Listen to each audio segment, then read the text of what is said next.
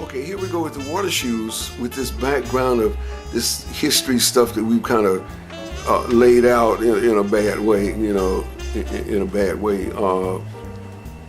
What is going on? And what's going on? Before the other groups of the world, the blacks, the Chinese, the Chinese put a wall around their world and say, well, look, we don't care what the Europeans do. We just don't want to be bothered. We're going to build a wall around this thing. We don't want to be bothered. Just leave us alone. Y'all go do whatever you want to do. We don't care. And they've always, for a long time, maintained that position. And I'm here in Japan,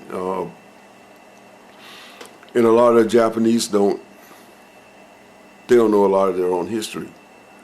And of course, we as blacks don't know a lot of our history because it's not in the books.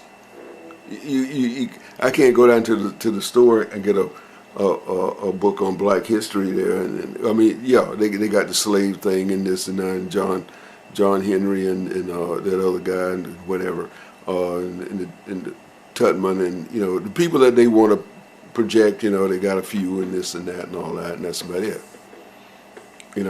But the deeper history of black kings and this and that, and black queens and all this stuff, and the deeper meaning, it's not in the school books. It's not it. So, and when I go to school, what is my training on? It's training on the European books because that's what they have, and so you get the European ideology and ideology.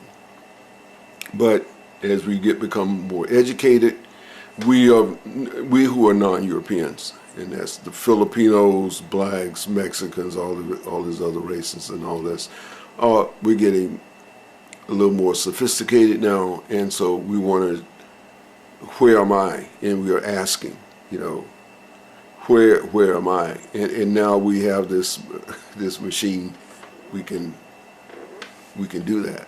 But things that's not necessarily European. This water shoe, good grief. The raft is moving. What's with this water shoe? Why it's being pushed all the way back to the back, and in fact totally eliminated. No one. I've talked to guys who are PhDs. In fact, I've talked to Asians. The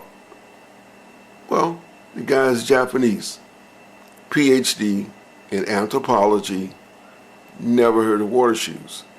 Now he heard a ninja walking on water, but his attitude is this is some kind of joke, or this is a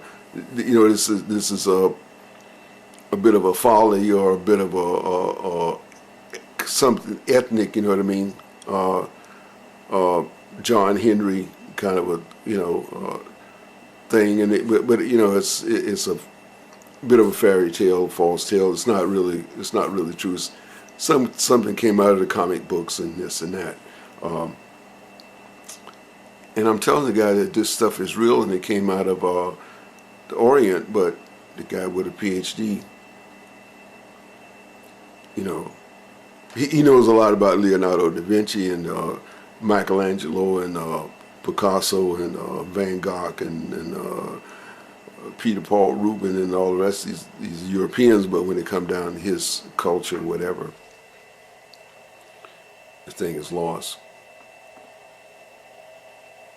That's not necessarily all of them, but the ones I ran across, and a lot of times the Chinese in the water shoe comes from China, and the water shoe is still in China. And they're actually using the water shoe in China on the rivers and tributaries in China this day, 2012, and this is October something, October the 13th, no, it's October the 5th or whatever.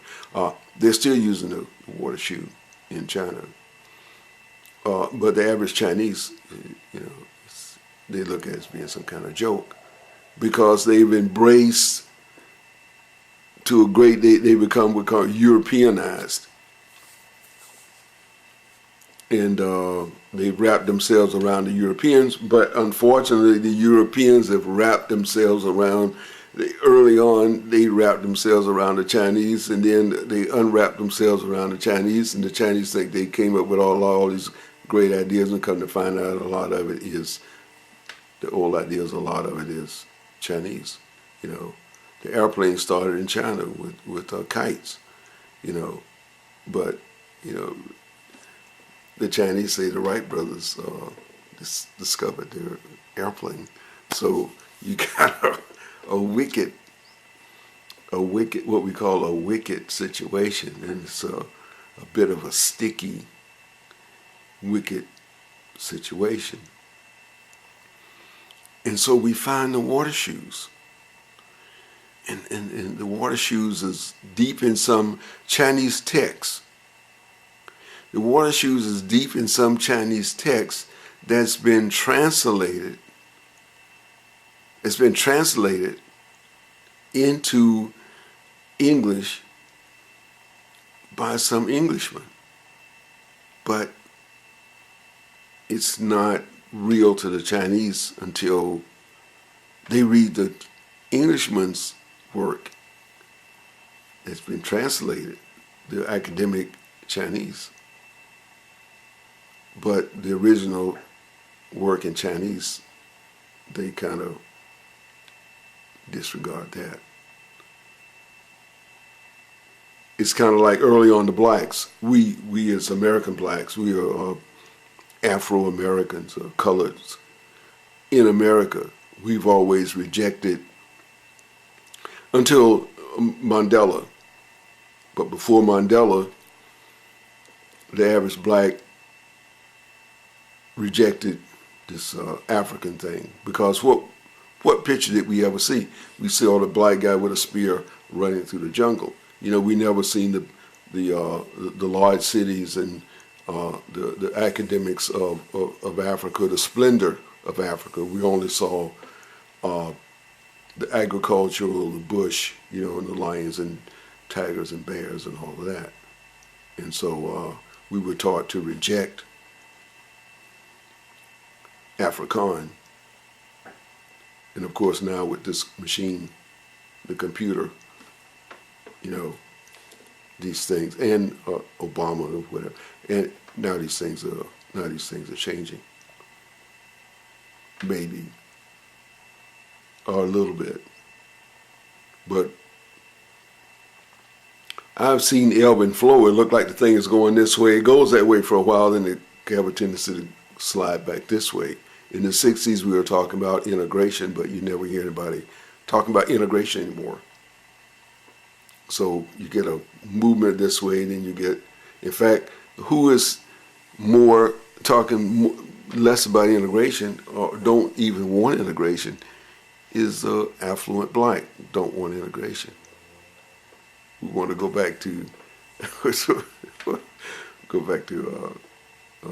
a separate, maybe more sophisticated, you know, not the same thing, but more sophisticated. But you know, so here we are with socialism, and here we are dealing with the culture, the cultures, the academics, the lay, and the other forces that move the water shoes, and a lot of other things, And we're gonna. That's a 10-minute thing. I don't know, but we're getting there. And the great thing about YouTube, we can just kind of, you know, carry on. You know, we're not pressed into a lot of stringent times.